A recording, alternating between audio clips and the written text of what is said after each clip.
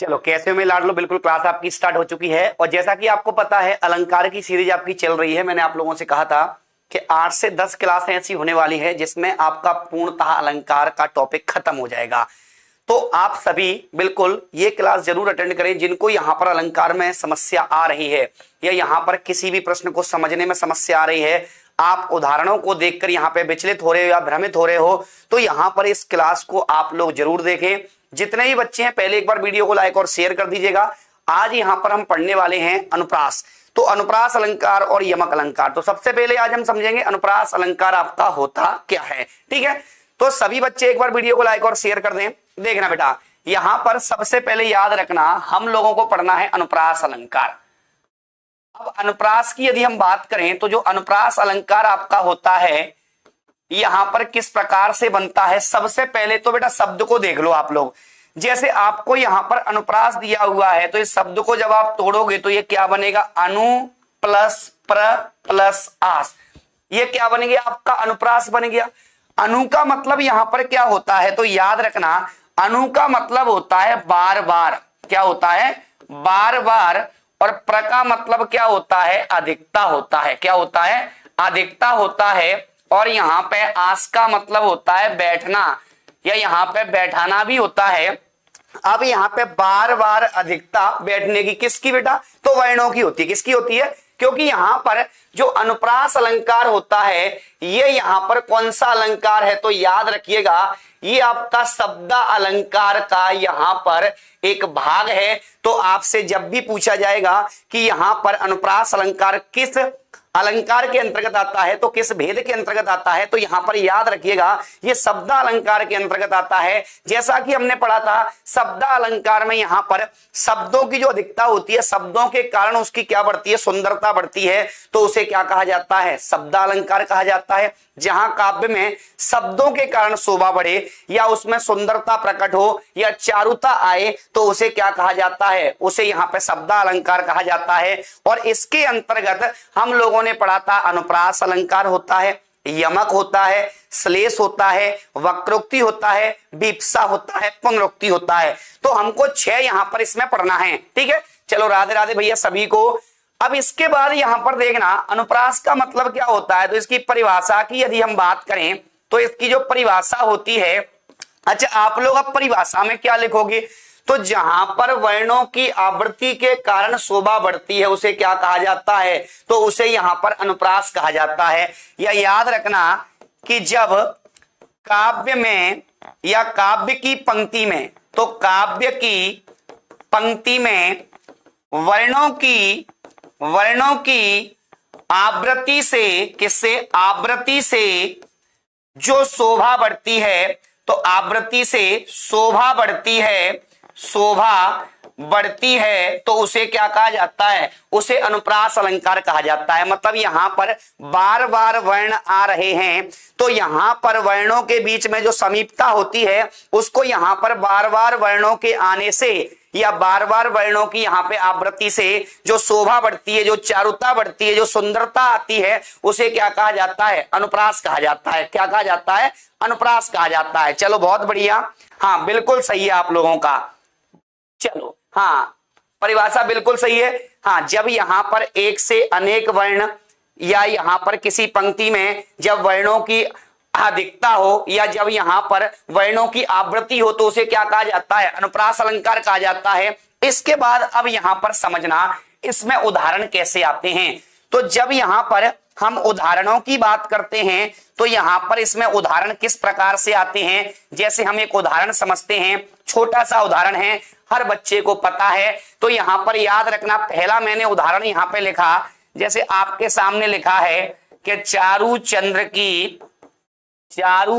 की चंचल किरणें खेल रही थी जलथल में, खेल रही थी जलथल में। तो यहां पर याद रखना ये आपको एक उदाहरण दिया हुआ है, तो चारू चंद्र की चंचल किरणें खेल रही हैं जलथल में।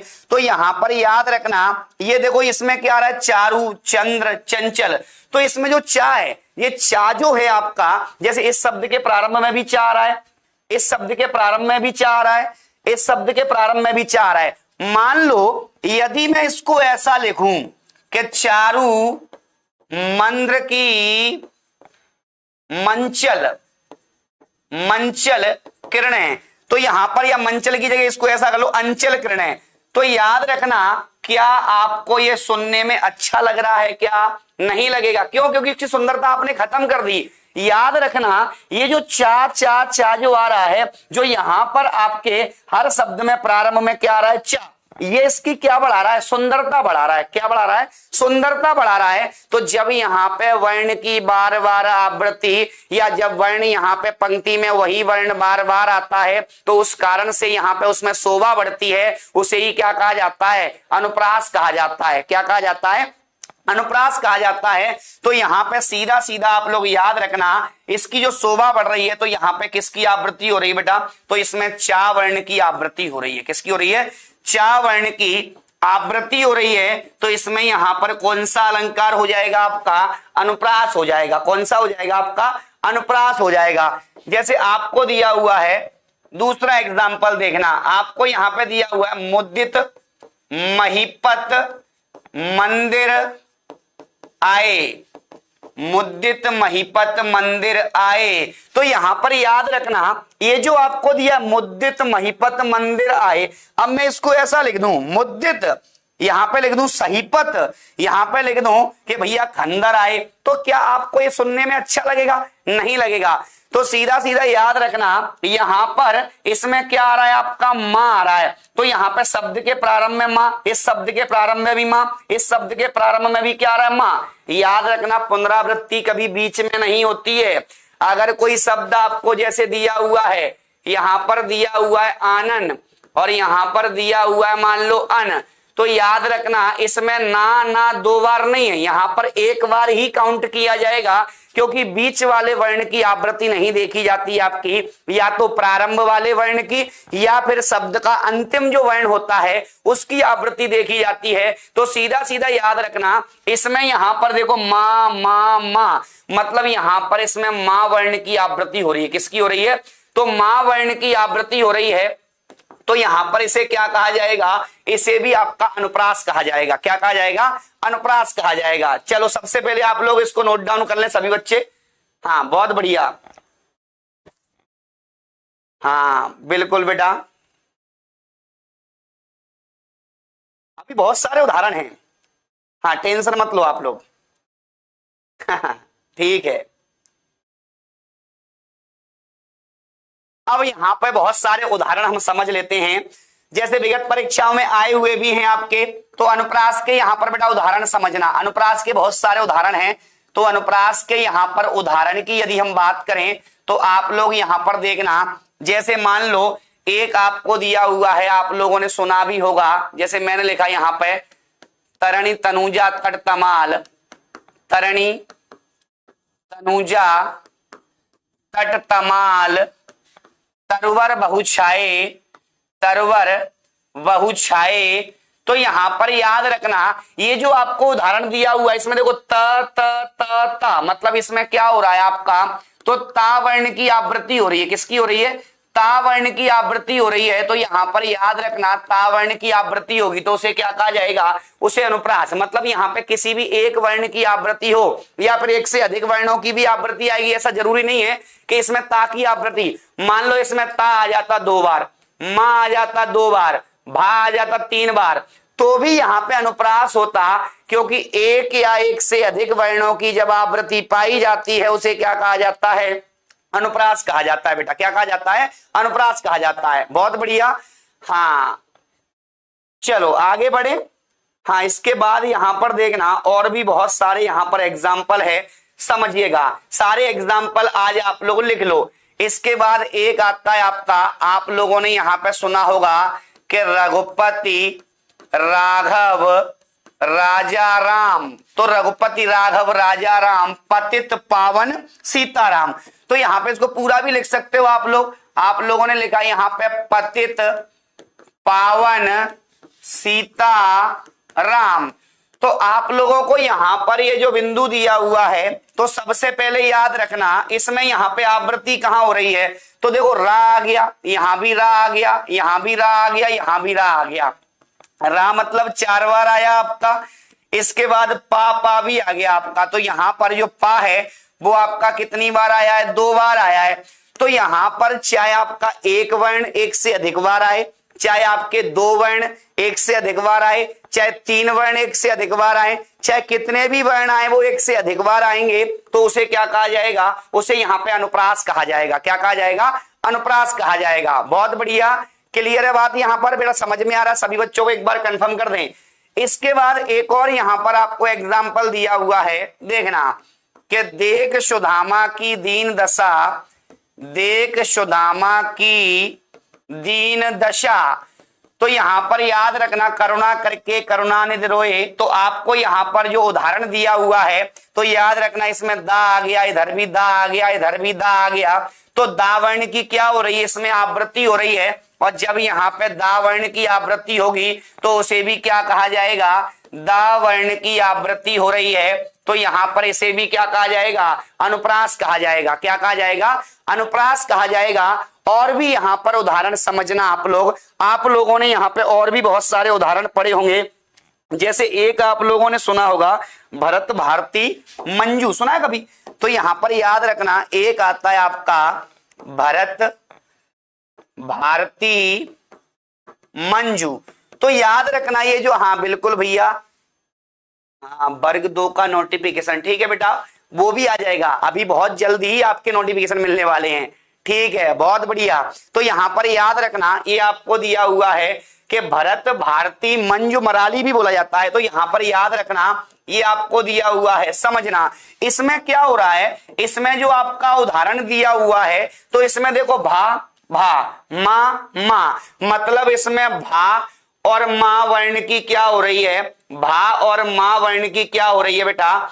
आवृत्ति हो रही है। तो इसे भी क्या कहा जाएगा? आपका अनुप्रास कहा जाएगा। क्या कहा जाएगा? अनुप्रास कहा जाएगा। इसके बाद यहां पर देखना, आपको दिया हुआ है कि लाली तेरे लाल की, लाली तेरे लाल की जित देखें तितलाल, जित देखें तितलाल, लाली देखन मैं गया, मैं भी हो गया लाल। तो यहां पर याद रखना, हाँ बिल्कुल, मुद्दित महिपत मंदिर आए, सेवक सचित सुमंत बुलाए। बेटा इसमें भी आपका अनुप्रास है। कौन सा है? अनुप्रास है। क्लियर है बात यहां पर? अब आपको यहां पर ये दिया हुआ है तो याद रखना, इसमें आपका क्या आ रहा है? ला ला ला ला। तो यहां पर याद रखना, इसमें आपके ला वर्ण की क्या हो रही है? ला वर्ण की आवृत्ति हो रही है। तो यहां पर इसे भी क्या कहा जाएगा? तो यहां पे देखो ये भी आ रहा है जित और तित, तो इसमें ता वर्ण भी आ रहा है। क्या आ रहा है आपका? ता वर्ण भी आ रहा है। तो यहां पर याद रखना, इसमें ता वर्ण की भी क्या हो रही है? आवृत्ति हो रही है। तो इसे भी क्या कहा जाएगा? आपका, इसे भी आपका अनुप्रास कहा जाएगा। क्या कहा जाएगा? अनुप्रास कहा जाएगा। क्लियर है बात यहां पर? नोट डाउन कर लो सभी बच्चे। हाँ बहुत बढ़िया, ठीक है। हाँ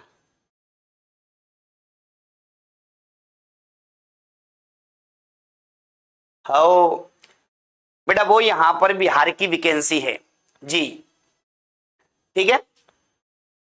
हाँ आ गया समझ में? अगला देखना बेटा, अब यहां पर याद रखना, हो गया सबका नोट डाउन? एक बार स्क्रीनशॉट ले लो आप लोग। हाँ नाथ ना नाथ ना नाथ को नाथ नाथने के काबिल नहीं, ठीक है बेटा, अनुप्रास हो जाएगा। ऐसे तो बहुत सारे एग्जाम्पल हैं, जैसे आपने सुना होगा खड़क सिंह के खड़कने से खड़कती हैं खिड़कियां, खिड़कियों के खड़कने से खड़कता है खड़क सिंह। तो खा खा खा खा आ रहा है इसमें।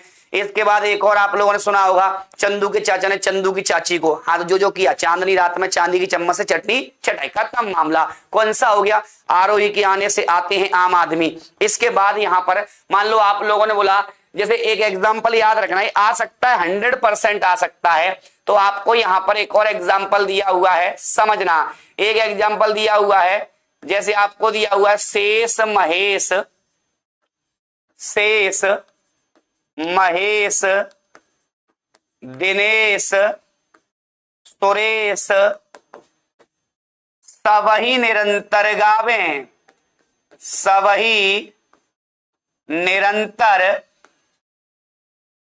सबही निरंतर गावें। तो यहां पर याद रखना इसमें क्या आ रहा है आपका शेष महेश दिनेश सुरेश सब निरंतर गाव है, तो इसमें देखो स स स स शा। तो यहां पर याद रखना इसमें क्या आ रहा है बेटा, सा वर्ण की आवृत्ति हो रही है। किसकी हो रही है? सा वर्ण की आवृत्ति हो रही है। तो इसे क्या कहा जाएगा आपका, इसे भी यहां पे अनुप्रास कहा जाएगा। क्या कहा जाएगा? अनुप्रास कहा जाएगा। क्लियर है बात यहां पर? चलो भैया, इसके बाद यहां पर याद रखना एक और एग्जाम्पल आपको दिया हुआ है, लिख लो बेटा सभी एग्जाम्पल ये वाले, सभी बच्चे लिख लीजिएगा, पहले स्क्रीनशॉट लेते जाना आप लोग। इसके बाद यहां पर दिया हुआ है कि भगवान भक्तों की भयंकर, भगवान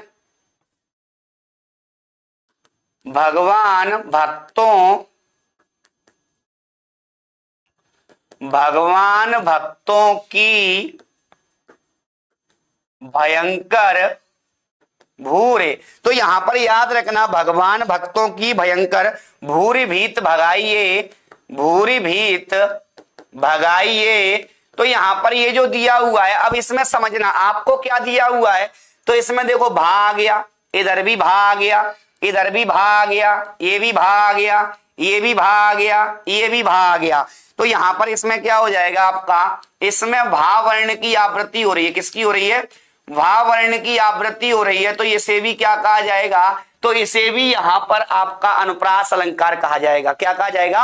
अनुप्रास अलंकार कहा जाएगा। अभी बेटा भेद नहीं समझ रहे, अभी इसके अंदर 5 भेद हैं, उन 5 भेदों को भी समझेंगे और जो जो क्वेश्चन आपकी परीक्षा में आ चुके हैं उन सभी प्रश्नों के ऊपर आज हम वार्तालाप करने वाले हैं। पहले आप अपनी कमेंटों की बेला को थोड़ा विराम दें और यहां समझने का प्रयास करें, क्योंकि याद रखना जब तक अनुकरण नहीं करोगे तब तक आप सीख नहीं सकते। इसलिए आप हर चीज का अनुकरण करें, हर चीज को ध्यान पूर्वक सुने, ताकि आपका मन विचलित और यहाँ पे आप लोग की जो सोच है वो भ्रमित ना हो। ठीक है, चलो भैया पढ़ा है, चलो अच्छी बात है, कम से कम आप लोगों ने पढ़ा तो है।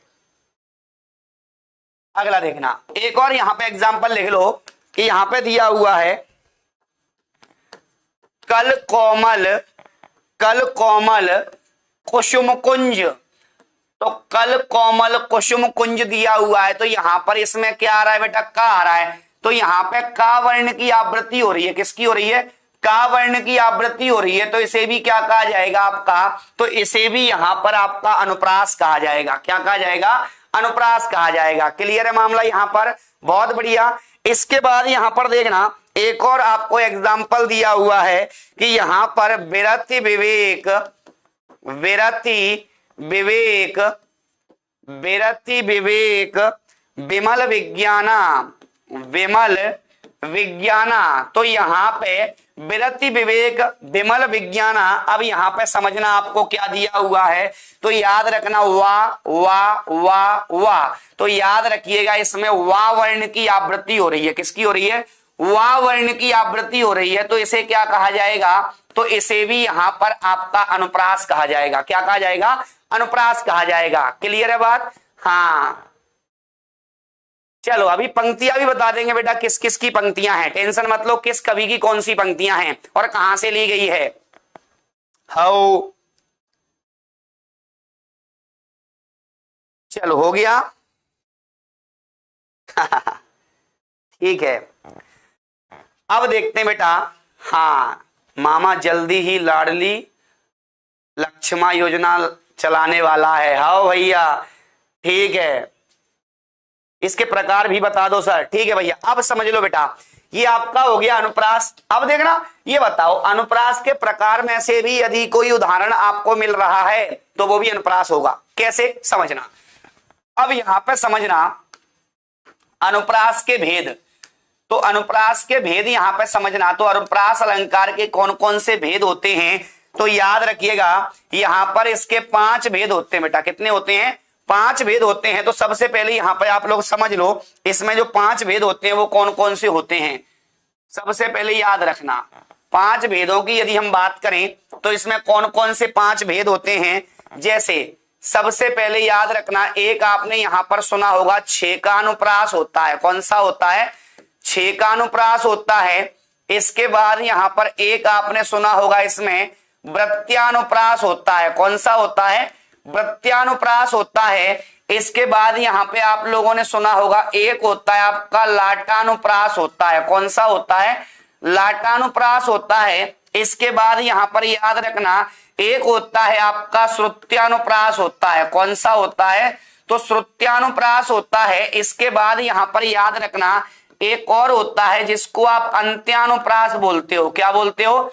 अंत्यानुप्रास बोलते हो। अब यहां पर देखना आपको जो बिंदु दिए हुए हैं, तो सबसे पहले याद रखना पहला कौन सा दिया है? छेकानुप्रास। पांचों के पांचों भेद समझना बेटा, सबसे मोस्ट इंपोर्टेंट यहां से क्वेश्चन बनता ही बनता है आपका। तो आपको यहां पर जो बिंदु दिया हुआ है कि आपसे प्रश्न आएगा कि ये बताइएगा छेकानुप्रास किसके अंतर्गत आता है? तो अनुप्रास के अंतर्गत आता है। अनुप्रास के भेद कितने होते हैं? 5। अब 5 भेद कौन कौन से? पहला कौन सा? छेकानुप्रास। दूसरा कौन सा? वृत्त्यानुप्रास। तीसरा कौन सा? लाटानुप्रास। चौथा कौन सा? श्रुत्यानुप्रास। और पांचवा कौन सा? अंत्यानुप्रास हो गया। लेकिन यहां पे इनके अंदर भी अपन पढ़ने वाले हैं, इनके भी 10-10, 12-12 एग्जाम्पल अपन पढ़ लेंगे। लेकिन याद रखना अंत तक वीडियो को देखना आप लोग, ताकि सारी चीजें आपकी क्लियर हो जाएं। बहुत छोटी सी गलती आपके यहां पर बिल्कुल नंबर को ले उड़ेगी। कैसे? अगर आपने एक वर्ण की भी गलती कर दी इसमें, तो भी आपका मामला खत्म, क्योंकि इसमें एक एक वर्ण की वैल्यू है। जैसे मान लो 2 वर्ण दिए हैं तो उसका मामला अलग है, अगर 3 हो गए तो उसका मामला अलग है आपका। ठीक है, चलो भैया नोट डाउन कर लो सभी। हाँ,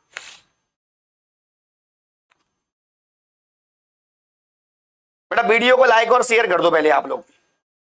हाँ, बहुत बढ़िया।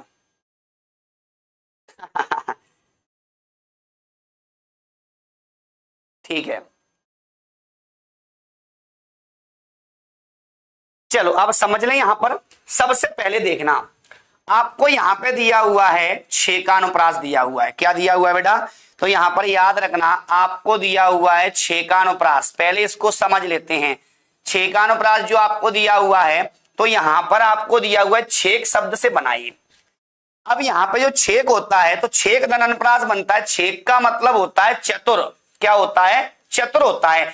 आपसे पूछा जाएगा कि यहां पे चतुर अलंकार किस अलंकार को कहा जाता है? तो भाई साहब चतुर किसका नाम हो जाएगा? छेकानुप्रास का हो जाएगा। अब इसमें क्या होता है कि जहां पर आप लोग लिख सकते हो कि जहां वर्ण 2 बार आए उसे क्या कहा जाता है? छेकानुप्रास कहा जाता है। या कह सकते हैं कि जब अलग अलग वर्ण 2 बार आते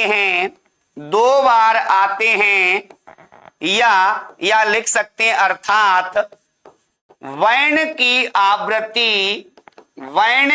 आवृत्ति एक बार होती है, तो उसे क्या कहा जाता है? छेकानुप्रास कहा जाता है। इसमें याद रखना अगर यहां पर एक ही वर्ण है और 2 बार आ गया, छेका नहीं होगा, वो गलत। आज तक आपने पढ़ा है वो गलत पढ़ा है। जैसे मान लो मैंने यहां पे लिख के दे दिया कि यहां पर चारू और चंद्र, तो आपको यहां पर ये तो हो गया जहां वर्ण 2 बार आएगा। देखना एक बार आवृत्ति भी हो गई, और मैंने यहां पे लगा दिया पूर्ण विराम। क्या ये बताइए इसमें छेका होगा या नहीं? कमेंट करके जल्दी जल्दी बताइएगा। ये सबसे बड़ी मिस्टेक है इसकी, छेका की, और यही हम लोग करके आ रहे हैं। तो याद रखना ये आपकी सबसे बड़ी मिस्टेक है। सबसे पहले तो याद रखना इसमें कम से कम 2 वर्ण आने चाहिए, और दोनों वर्ण 2-2 बार, 2 से अधिक नहीं। मतलब यहां पर कम से कम इसमें 2 वर्ण हो, और दोनों वर्ण क्या हो? 2 बार हो सकता है 3 वर्ण भी आएंगे, लेकिन 2-2 बार ही आएंगे वो आपके। तो याद रखिएगा इसमें 2 वर्ण 2 बार। तो यहां पर जैसे मान लो चा दे दिया, अब यहां पे का भी दे दे, कम काम। तो अब यहां पर याद रखना यहां पूर्ण विराम लगा दो, तो ये चा और चा, का और का, अब ये बन गया कौन सा? ये बन गया छेकानुप्रास। अकेला चा अगर 2 बार आ गया तो छेका नहीं है, अकेला का अगर 2 बार आ गया तो छेका नहीं है। जब यहां पे चा और का अगर ये दोनों 2-2 बार हैं, तब जाके क्या बनेगा ये? तो तब जाके ये छेका बनेगा। समझना कैसे? जैसे मान लो मैंने यहां पर एक एग्जाम्पल लिखा, समझिएगा, मैंने एक यहां पे उदाहरण लिखा, और वो उदाहरण क्या है समझना, कि आपको दिया तुम तुंग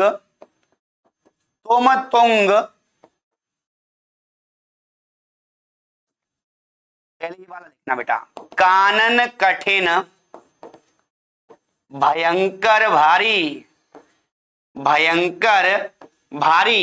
अब समझना, इससे आपको ये सरल है, इससे थोड़ा जल्दी समझ में आ जाएगा। कैसे समझिएगा बेटा, आपको यहां पर दिया हुआ है कानन कठिन भयंकर भारी, तो इसमें क्या आ रहा है, का भा, फिर देखो ना रा। अच्छा ये बताओ सभी वर्ण कितनी बार आ रहे हैं, 2 बार, लेकिन याद रखना कम से कम 2 वर्णों की आवृत्ति हो। यहां मैं आपको लिख देता हूं, कम से कम 2 वर्णों की आवृत्ति हो, 2 वर्णों की आवृत्ति हो, उसे क्या कहा जाता है, छेकानुप्रास कहा जाता है। क्या कहा जाता है, छेकानुप्रास कहा जाता है।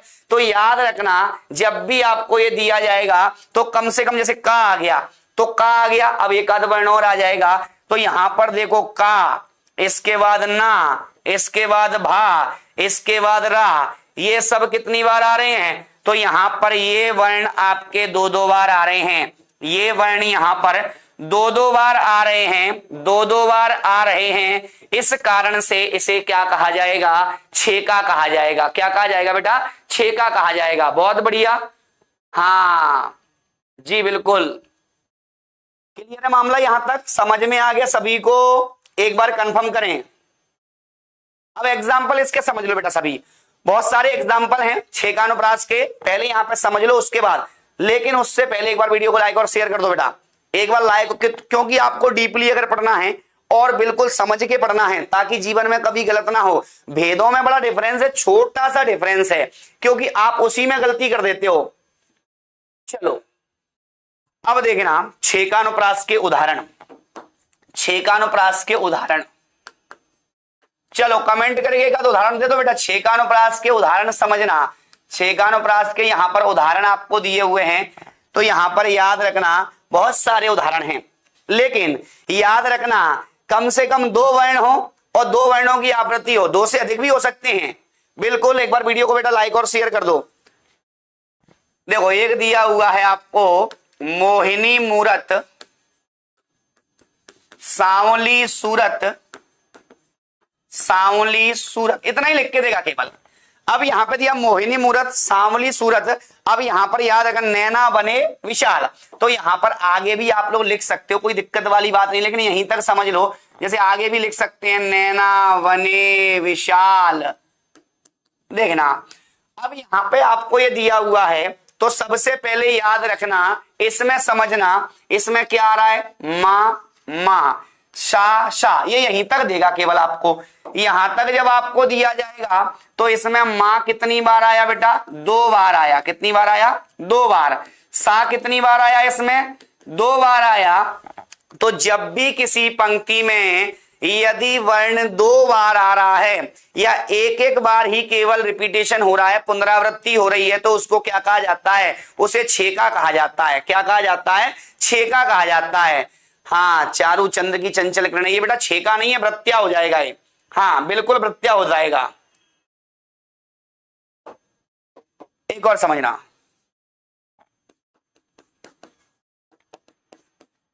देखो यहां पर पहले क्वेश्चन को समझना बेटा, नहीं तो आप गलत कर दोगे। इसमें आपको क्या किया जाएगा, जैसे मान लो उसने लिख के दे दिया मोहिनी मूरत सांवली सूरत, चलो कौन सा अलंकार है, छेकानुप्रास, वृत्यानुप्रास, लाटानुप्रास, अंत्यानुप्रास। अब तुम लोगों का मामला खत्म।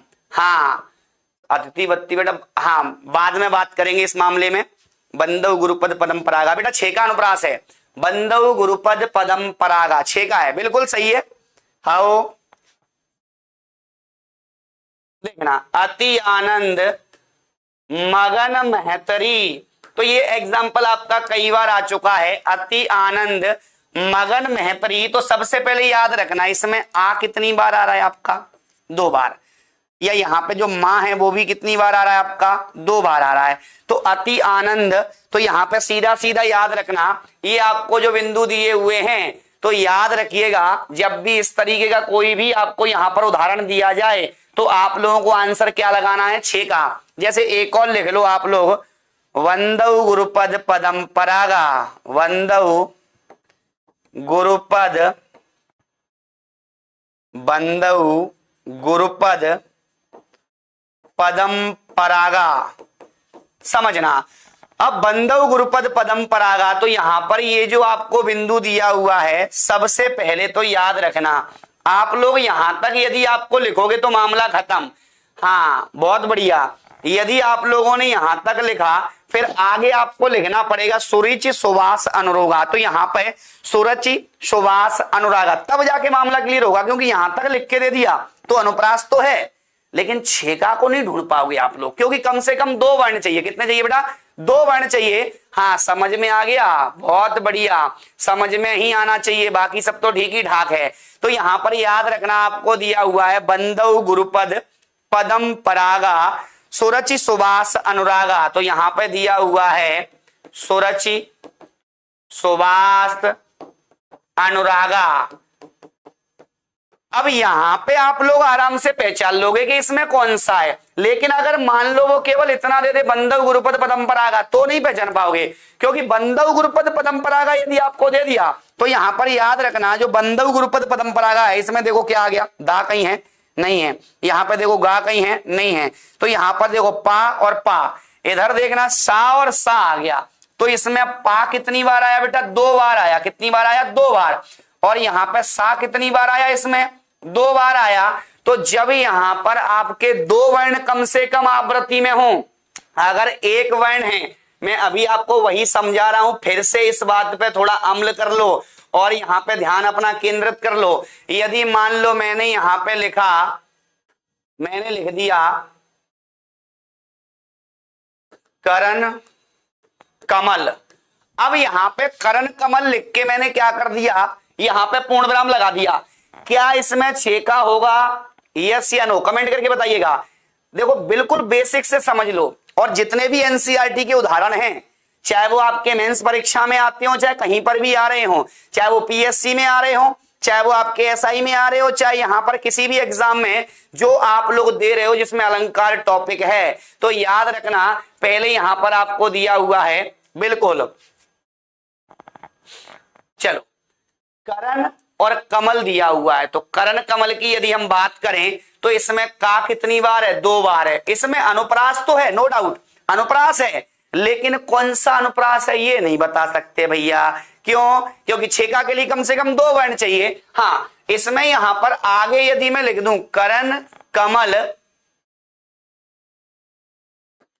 पवन पताका, अब आप लोग इसमें बता सकते हो, क्योंकि इसमें यहां पर जो पा है वो कितनी बार आ गया, तो याद रखिएगा वो 2 बार आ गया। कितनी बार आ गया? 2 बार। तो पा 2 बार, का 2 बार। अब यहां पर ये छेका हो जाएगा। क्लियर है मामला यहां तक? मतलब आपको समझने की आवश्यकता है ही नहीं ज्यादा, केवल इतना याद करना है कि जब एक लाइन में या पंक्ति में जब आपके 2 वर्ण कम से कम आवृत्ति में हो, और वो भी कितनी कितनी बार, केवल 2-2 बार आने चाहिए। अगर 3 बार भी हो गया तो भी मामला खत्म आपका। चलो भैया बहुत बढ़िया, ये आपका छेका खत्म। अभी एमसीक्यू आएंगे बेटा, रुक जाओ।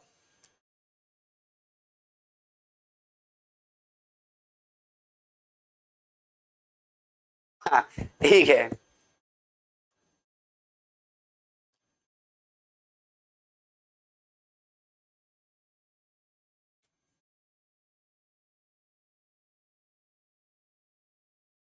अगला देख लें।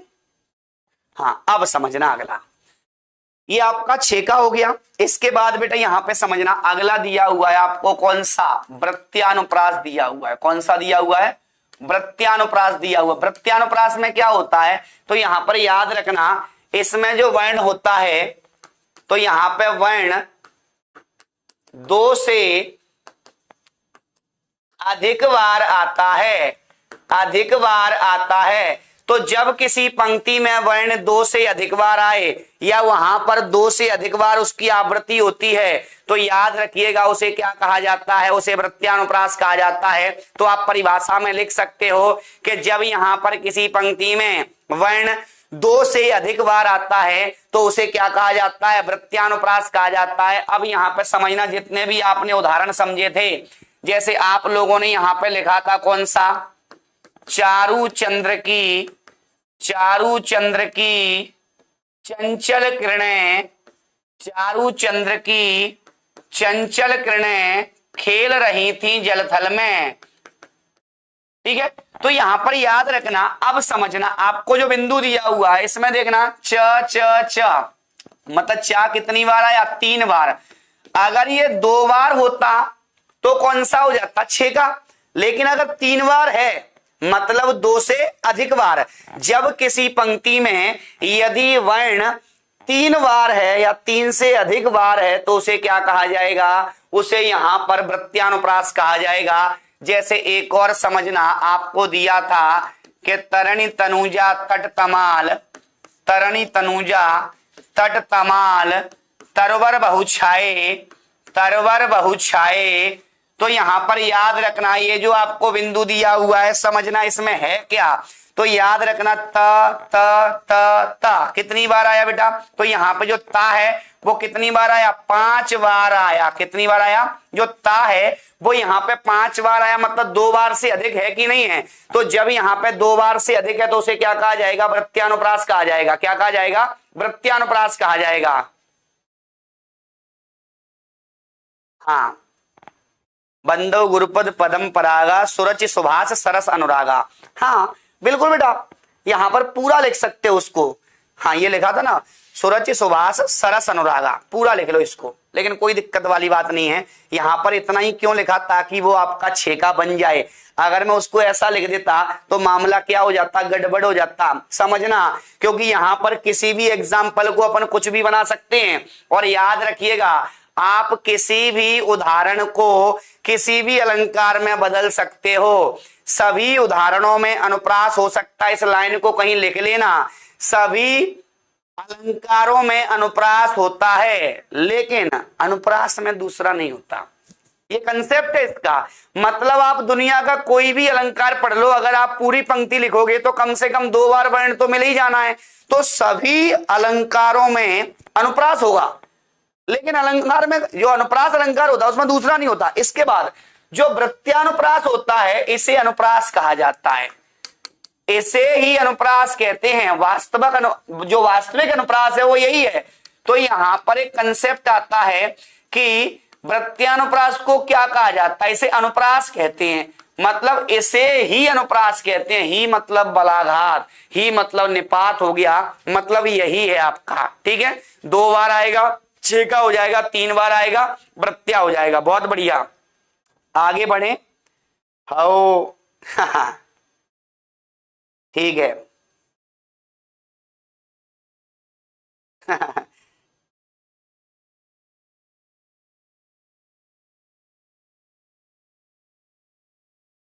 चलो एक और समझना, आपको दिया हुआ है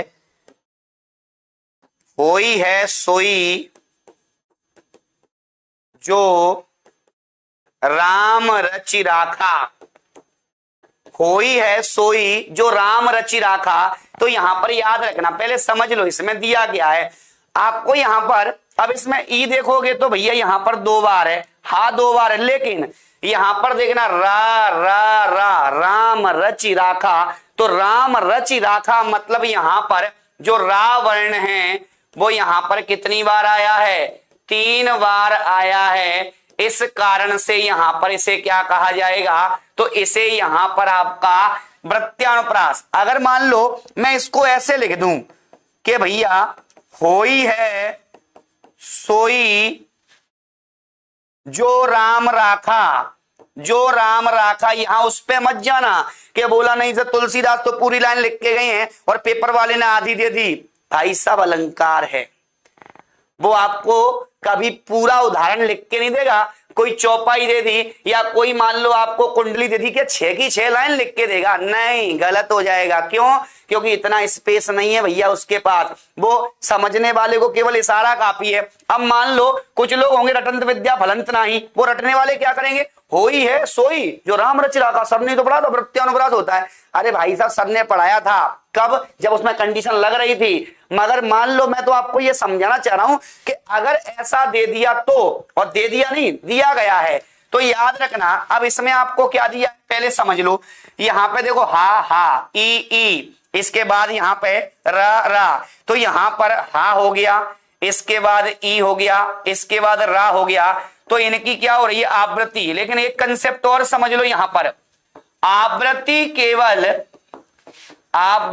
केवल व्यंजन वर्णों की मानी जाती है, व्यंजन वर्णों की मानी जाती है। ये कंसेप्ट कहीं लिख लेना। अगर मैं मान लो आ दूंगा, ए ई उ ऊ ए ऐ ओ औ अंग आ, इनकी आवृत्ति नहीं मानी जाएगी। क्यों? क्योंकि ये तो हर वर्ण में निकल आएगा। जैसे मान लो आप लोगों ने यहां पे लिखा कमल, आप लोगों ने लिखा कलाम, तो ये बताओ काम ऐसे क्या निकला, यहां से आ, यहां से भी क्या निकला, आ निकला। आप लोगों ने यहां पर, ये तो आ निकल ही रहा है ना। इसलिए याद रखना आवृत्ति केवल व्यंजन वर्णों की मानी जाएगी। तो यहां पर ई को हटा दो, यहां पे आवृत्ति किसकी हो रही है, हा और रा की। कितनी बार हो रही है, तो भाई साहब 2 बार हो रही है। और 2 बार यदि आ रहा है तो इसे क्या कहा जाएगा, इसे कहा जाएगा छेकानुप्रास। क्या कहा जाएगा बेटा, छेकानुप्रास कहा जाएगा। तो यहां पर याद रखना, अगर ऐसा मामला आपको दे दिया, जैसे होई है सोई जो राम रचि राखा, जैसे एक एग्जांपल जो मैंने अभी आपको बताया था कि सुरचि सुभाष अनुरागा, मैंने सरस नहीं लिखा इसमें, क्योंकि सरस लिख देता तो मामला कौन सा हो जाता, ये फिर मामला वृत्त्या हो जाता। इसलिए याद रखना वर्ण केवल 2 बार आएगा और 2 वर्ण कम से कम होने चाहिए आवृत्ति में, तब जाके छेका। और यहां पर अगर 2 से ज्यादा हो रहा है तो वो कौन सा हो जाएगा, आपका वृत्त्या हो जाएगा। कौन सा हो जाएगा, वृत्त्या हो जाएगा। क्लियर है मामला? चलो भैया लिख लो आप लोग इस चीज को और नोट डाउन कर लो। इसके बाद और भी एग्जाम्पल बहुत सारे हैं। आओ ठीक है,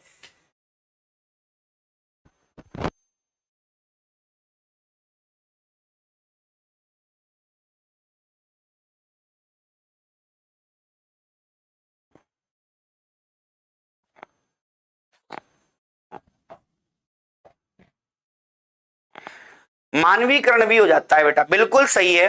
लेकिन यहां पर याद रखना, अगर अगर आपको यहां पर बिंदु इस प्रकार दिया हुआ है कि भाई साहब इसमें मानवीकरण है, तो फर्स्ट प्रायोरिटी में उसको रखा जाता है। वो मैं समझाऊंगा।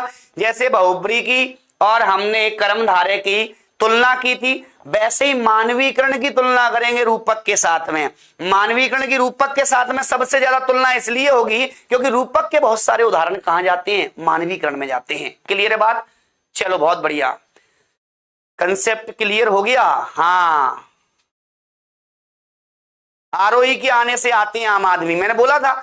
लेकिन ये मैं इसलिए समझा रहा हूं कि यहां पे आवृत्ति केवल व्यंजन की होती है। जैसे मैंने एक एग्जांपल आपको बोला, आप लोगों ने मान भी लिया होगा, आरोही के आने से आते हैं आम आदमी, लेकिन वो समझाने के लिए बोला था, कबूतरों लिखाया नहीं था। समझना उस बात को, आरोही के आने से आते हैं आम आदमी, मतलब आपका यहाँ पे बिंदु क्या हो जाएगा बेटा, इसमें आ की आवृत्ति हो रही है।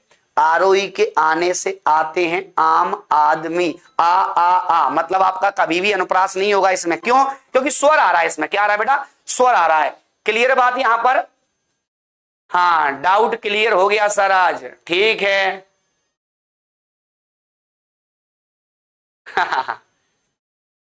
All concept clear. आगे बढ़ते हैं। अब यहां पर और एग्जाम्पल देखते हैं किसके, वृत्त्यानुप्रास के। 1-2 और देख दो बेटा, वृत्त्यानुप्रास के उदाहरण समझ लो। वृत्त्यानुप्रास के और भी यहां पे उदाहरण समझ लो आप लोग। बहुत सारे उदाहरण हैं, आप लोगों ने सुना होगा करी कूर कोकिल, सुना है कभी? तो यहां पर याद रखना करी कूर कोकिल, ये भी आ चुका है आपका। तो यहां पर याद रखना, जब आपको इस तरीके का बिंदु दिया जाए करी कूर कोकिल, तो याद रखना अब यहां पे आपको क्या दे रहा है, का मतलब यहां पर याद रखना का कितनी बार आ गया, 3 बार आया। यस या नो? हाँ सर। आगे भी है कहां को बैर बढ़ा तिरे, इसको आगे भी लिख सकते हो, कहां को बैर बढ़ा तिरे, मतलब यहां पर याद रखना। अब आपको इतना ही लिख के दे दें, यहीं तक समझ जाना, आगे क्या लिखा आई डोंट नो। क्योंकि याद रखना केशवदास और भामा बनने की कोशिश मत करनी तो निपट जाओगे। अगर केशवदास बनना है तो फिर भैया पीएचडी करना पड़ेगा उसके लिए। और टेंशन लेने की बात नहीं है, अगर जिसको ये लगे कि नहीं सर और डीप में जाओ तो बेटा इससे भी डीप में चले जाएंगे, कोई दिक्कत नहीं है। वृत्त्यानुप्रास पे ही कम से कम 5 घंटे निकल सकते हैं अपने। लेकिन याद रखना हमको एग्जाम क्रैक करना है, ना कि केशवदास बनना है। वो कठिन काव्य के प्रेत हैं, हम कठिन काव्य के प्रेत नहीं हैं, अपन एक सरल काव्य के भूत हैं। समझ रहे हो ना? हाँ बहुत बढ़िया। कठिन गद्य का प्रेत कौन है बेटा? कठिन गद्य का प्रेत अलग है, कठिन काव्य का प्रेत केशवदास को कहा जाता है, कठिन गद्य का प्रेत अज्ञे जी को कहा जाता है। किसको कहा जाता है? अज्ञे जी को। जी हो अगला देखना, अब यहां पर आपको ये दिया हुआ है तो जब भी इस तरीके का कोई बिंदु दे, इसमें देख लो भैया आ गया का और ये लोग का, ये लो यहाँ पे बा, कोई दिक्कत नहीं, बा को हटा दो। का कितनी बार आया? 4 बार आया बेटा। कितनी बार आया? 4 बार। मतलब यहाँ पे 3 या 3 से अधिक बार आ रहा है। कौन सा होगा? तो आपका यहाँ पे वृत्त्यानुप्रास हो जाएगा। कौन सा हो जाएगा? वृत्त्यानुप्रास हो जाएगा। क्लियर है बात? इसके बाद यहाँ पे आपको एक और दिया हुआ है, समझ लो भैया कि बतरस लालच लाल की, बतरस लालच लाल की मुरली धरी लुकाए, मुरली धरी लुकाए। यहीं तक समझना। आपने सुना होगा बतरस लालच लाल की मुरली धरी लुकाए, सोह करे मोहन हंसे देन कहे नतीजाए। मतलब यहां पर जिस तरीके से लुकाना मतलब छिपाना, गोपियां यहां पर कृष्ण की मुरली को जब यहां पर छिपा लेती थी तो आपने सुना होगा सोह करे मोहन हंसे देन कहे नतीजाए। और यहां पे कह रहे हैं और भौं ही भौं में हंस रहे हैं। जैसे उस टाइम पे क्या चलता था? भौं ही भौं में बात चलती थी, आईब्रो टू आईब्रो। लेकिन आजकल क्या है? नैनो ही नैनो में चलती है। तो गाना भी बन गया नैनो की ये बात नैना जाने हैं। लेकिन पहले होता था भौं की बात भौं ही जाने हैं। तो यहां पर याद रखना ये पंक्ति उस चीज का उदाहरण है कि बतरस लालच लाल की मुरली धरी लुकाए, सोह करे मोहन हंसे देन कहे नतीजाए। संयोग भी है इसमें, याद रखना। गोपी और कृष्ण का यहाँ प्रेम झलक रहा है तो संयोग भी होगा, लेकिन हमको यहाँ रस से कुछ लेना देना नहीं है, यहाँ अलंकार समझना है। तो देखो इसमें क्या आ रहा है आपका? ला ला, फिर देखो यहाँ पे ला, तो याद रखिए ये भी ला हो जाएगा। लेकिन यहाँ पर पहला वाला रा भी जोड़ दोगे तो कितने ला हो गए भैया?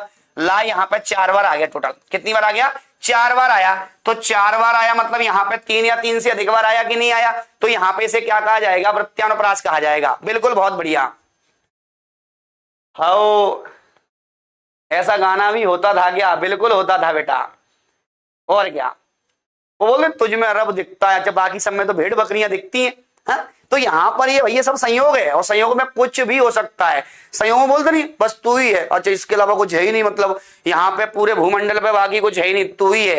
ये कैमरा, ये पेन, ये सब यहाँ पे निर्जीव बता दिए है ही भाई साहब। तो हम लोग खड़े हुए, हम तो सजीव है ना। चलो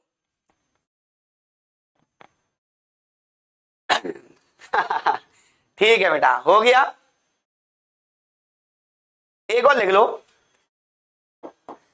एक और लिख लो। हाँ लिख लो, मैं तो लिखा दूंगा बेटा बहुत सारे।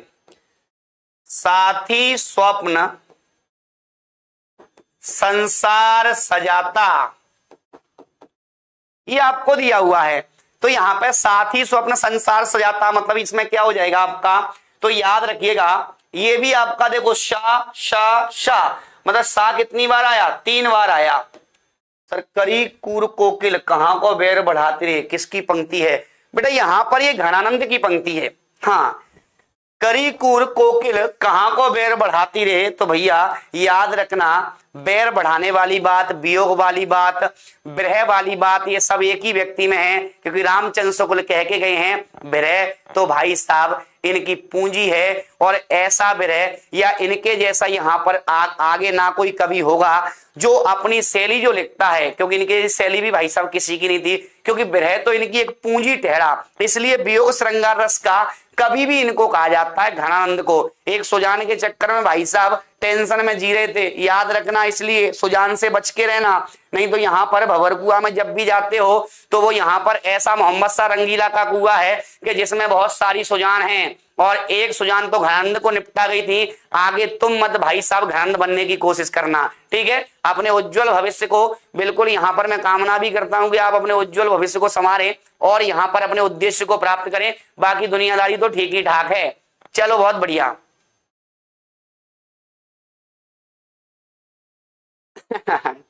चलो हो गया। हाँ अब देखना बेटा इसके बाद, सर 12 बजे तक पढ़ा दो। हाँ हम भी भंवर कुआं पर ही हैं, सबसे गहरा कुआं है दुनिया का, याद रखना। अगला आपको यहां पर दिया हुआ है, अगला दिया हुआ है बेटा, एक और पढ़ लो यहां पर, लाटानुप्रास। इसके बाद गौतम सर की क्लास है लाटानुप्रास, तो याद रखना। अब लाटानुप्रास समझना, कितने बच्चों को लाटानुप्रास आता है? एक छोटा सा कंसेप्ट है इसका, दुनिया में कोई भी एग्जांपल तुमको दे दे तुम सूंघ के लगा दोगे इसको। कैसे सूंघ के? समझना कैसे, पहले मैं कंसेप्ट समझा देता हूं, उसके बाद ट्रिक समझा देता हूं। जो लाटा शब्द है बेटा यहां पर याद रखना, ये पूछा भी गया था लाटा, तो लाट प्रदेश भी है गुजरात में बेटा एक। हाँ ये क्वेश्चन आपका शायद आ चुका है। हाँ लाट प्रदेश, सजना है मुझे सजना के लिए सर किस, बेटा ये तो आपका यहां पे यमक में जाएगा। चलो अब यहां पर याद रखना, इसमें क्या होता है कि जहां वाक्य खंड की आवृत्ति होती है, वाक्य खंड की आवृत्ति हो लेकिन अर्थ भिन्न भिन्न हो, अर्थ भिन्न भिन्न हो, उसे क्या कहा जाता है? लाटानुप्रास कहा जाता है। क्या कहा जाता है? लाटानुप्रास कहा जाता है। मतलब किसी पंक्ति में शब्द तो एक जैसे होंगे, लेकिन जब अन्वय करने पर यहां पे उसका अर्थ क्या हो जाएगा? बदल जाएगा। तो सीधा सीधा याद रखना, वाक्य खंड की तो आवृत्ति होती है, लेकिन यहां पर उस वाक्य का क्या हो जाता है? दोनों वाक्यों का अर्थ अलग अलग हो जाता है जब आप उसको अलग अलग करोगे तो यहां पर पहले इसको समझ लेते हैं। बहुत बढ़िया। शब्द की आवृत्ति प्रत्येक बार अर्थ यहां पर क्या होता है बेटा? भिन्न भिन्न होता है। शब्दों की आवृत्ति तो होती है लेकिन वाक्य खंड में होती है। किसमें होती है? वाक्य खंड में। जैसे समझना, हाँ चलो आप लोगों को पहले समझा देता हूं मैं। मान लो आपको दो लाइन दी हुई है, कितनी लाइन? दो। अब यहां पर आपको ये दो लाइन दी हुई है, लेकिन यहां पे जो शब्द लिखे हुए हैं, ऊपर वाली लाइन में जो शब्द लिखे हैं वही शब्द यहां पर लिखे हैं, वही शब्द यहां लिखे हैं। मतलब जो ऊपर वाली पंक्ति में जितने शब्दों का प्रयोग है उतने ही शब्दों का प्रयोग नीचे वाली पंक्ति में है। मतलब यहां पर कह सकते हैं कि आपके शब्द तो समान होंगे दोनों पंक्तियों में, लेकिन उनके अर्थ भिन्न भिन्न होंगे। जैसे समझना, एक छोटा सा उदाहरण मैं आपको बताता हूं। आपको यहां पर दिया हुआ है उदाहरण, समझना बेटा, कि जो जन है परतंत्र नहीं सुख पाता है, फिर दिया हुआ है जो जन है परतंत्र नहीं सुख पाता है। अब देखो यहां पर आपको ये दिया हुआ है बिंदु, इसको समझना। आपको इसमें क्या दिया हुआ है पहले समझिएगा, सभी बच्चे जितने भी देख रहे हैं कंसेप्ट को समझना आप लोग। इसमें यहां पर क्या हो रहा है जी? जो जन है परतंत्र नहीं सुख पाता है, वही लाइन फिर लिख दो। तो ऊपर वाला वाक्य नीचे वाला वाक्य, मतलब वाक्य खंड की आवृत्ति है, शब्दों की आवृत्ति होगी लेकिन अर्थ क्या हो जाएंगे? भिन्न भिन्न हो जाएंगे। अब इसमें क्या होता है? पूरे वाक्य की आवृत्ति होती है। जैसे अब बदलेगा कहां पर ये मामला? तो भाई साहब ये आप लोग थोड़ा समझ लो। मैंने क्या किया, एक कोमा लगाया यहां पर और एक कोमा लगाया यहां पर, दो कोमा लगा दिए। अब देखना इसमें, अब आपका कंसेप्ट क्या निकला इसमें समझना। जो जन है परतंत्र, परतंत्र मतलब बंधा हुआ है, नहीं सुख पाएगा, मतलब जो बंधा हुआ है वो कभी सुख नहीं पा सकता। जो जन है परतंत्र नहीं, अब वो परतंत्र नहीं है मतलब क्या हो गया? स्वतंत्र हो गया, तो वो सुख पाता है। मतलब एक कॉमा से ही क्या बदल गया? अर्थ बदल गया। क्या बदल गया? अर्थ बदल गया। तो याद रखना इसमें क्या होता है, अंग्रेजी में समझना, first sentence and second sentence are same, then find out बी लाटा। तो first sentence second sentence are same, same find out बी क्या? लाटा।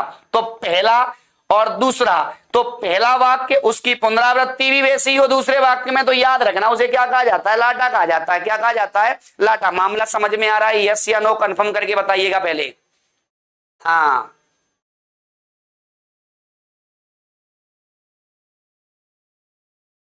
चलो बहुत बढ़िया। हाँ वो भी आता है, ऐसे तो बहुत सारे उदाहरण है, अभी मैं आपको बता दूंगा। रोको मत जाने दो, रोको मत जाने दो। एक पूत कपूत तो का धन संचय, पूत सपूत तो का धन संचय। आए हो मधुमास को क्या प्रियतम ऐसी नाही, आए हो मधुमास को क्या प्रियतम ऐसी नाही। तो ये सब में क्या हो रहा है, वाक्य खंड की आवृत्ति, वही मनुष्य है जो मनुष्य के लिए मरे। तो यहां पर इसमें भी क्या हो जाएगा, लाटा हो जाएगा। सारे एग्जाम्पल लिखवाऊंगा, टेंशन मत लो, इतने लिखवा दूंगा कि आपकी बुकों में नहीं दिए होंगे, ठीक है, और सुना भी दूंगा। हाउ ठीक है, लाटानुप्रास तो मजेदार है बेटा। चलो हो गया, हाँ लिख लो उसको भी तुम लोग भाई साहब, लिख लो। रोको मत जाने दो, रोको मत जाने दो, इसे यहां पर फिर लिख दो, रोको मत जाने दो। लेकिन इसमें यहां पर एक कॉमा यहां पे लगा लो और एक कॉमा यहां पे लगा दो, रोको मत जाने दो, रोको मत जाने दो। एक का तो यहां पर क्या हो गया बेटा, तो याद रखना एक का यहां पर क्या हो गया, रोको मत जाने दो मतलब रोक लो, रोको मत भगाओ इसको। तो यहां पे एक का मतलब रोकना, एक का भगाना, क्या हो जाएगा मामला आपका, तो इसे लाटानुप्रास कहा जाएगा। क्या कहा जाएगा, लाटानुप्रास कहा जाएगा। क्लियर है बात। यहां पर एक लिख लो एग्जाम्पल आप लोग, मैं बोल देता हूं। पूत कपूत तो का धन संचय, पूत सपूत तो का धन संचय। लिख दें, हाँ भैया लिख देते हैं, लिख लो सभी, लिख लो। पूत कपूत तो का धन संचय, पूत सपूत तो का धन संचय। चलो हो गया, हाँ लिख लो भैया इसको। तो यहां पर याद रखना, एक बार कपूत एक बार सपूत, मतलब लगभग यहां पे शब्द क्या आएंगे, वही के वही आएंगे, ठीक है। एक और लिख लो यहां पर, यहां मैं लिख देता हूं, लिख लो सभी। वही मनुष्य है, ये मोस्ट इंपोर्टेंट है, जो मनुष्य के लिए मरे।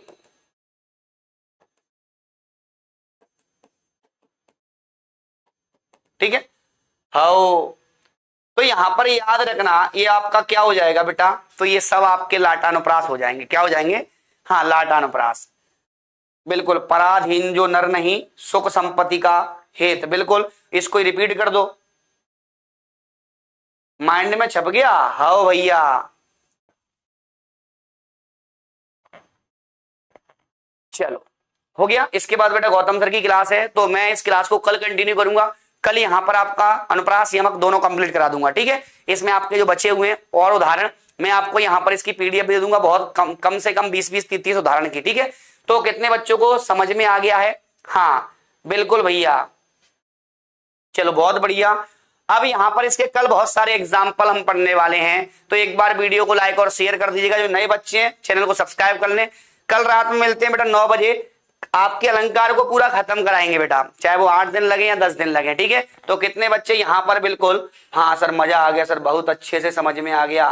तेग बहादुर है वे, हाँ गुरु पदवी के पात्र समर्थ, ठीक है बेटा, ये भी इसी में आ जाएगा। तेग बहादुर वाला भी किस में आएगा आपका, लाटानुप्रास में आएगा। किस में आएगा, लाटानुप्रास में आएगा।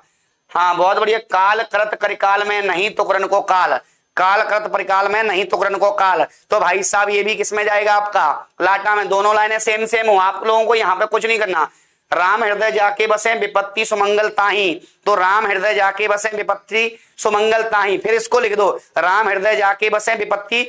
तो यहां पर याद रखना, जब दोनों लाइनें हों, और दोनों लाइनों को देख लो पहले बेटा, ऊपर वाली लाइन में शब्द है, वही शब्द नीचे वाली लाइन में है, तो याद रखना उसे क्या कहा जाएगा, लाटानुप्रास। देखने की जरूरत नहीं, सूंघ के लगाओ आंसर, ठीक है। आज के लिए इतना ही। वीडियो को शेयर कर दें और पीडीएफ के लिए टेलीग्राम चैनल को ज्वाइन कर लें। जो नए बच्चे चैनल को सब्सक्राइब कर लें और मुझसे भी जुड़ सकते हो Pradeep sir Hindi Instagram ID से, ठीक है। आज के लिए इतना ही। बोलिए भारत माता की।